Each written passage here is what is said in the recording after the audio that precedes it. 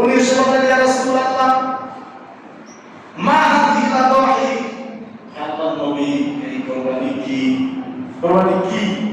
আমরা যে কুরবানি করব কুরবানি কি?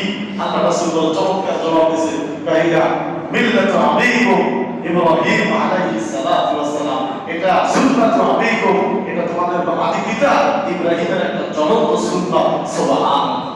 ফামানা ফিহা ইয়া রাসূলুল্লাহ, নবীজি কুরবানি করলে আমি পাবো কি?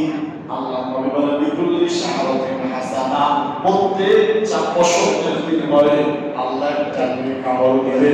ফাতামালুহা মাতিয়াতান লিয়াউমিল হাসারাতি ওয়ান নাদামা, আর হে সাহাবীরা এই যে পশু জবাই করবা, ফাইন্নাল উদহিয়াতা আলা সিরাতি বুরাকা ওয়া মাতিয়া, এই যে তোমরা যেই কয়জন পশু জবাই করবা, এই পশু কিয়ামতের দিন পুলসিরাতের পারে আলা সিরাতি বুরাকা ওয়া মাতিয়া লিয়াউমিল হাসারা, পুলসিরাতের পারে এটা তোমার জন্য একটা খোরাক হয়ে যাবে।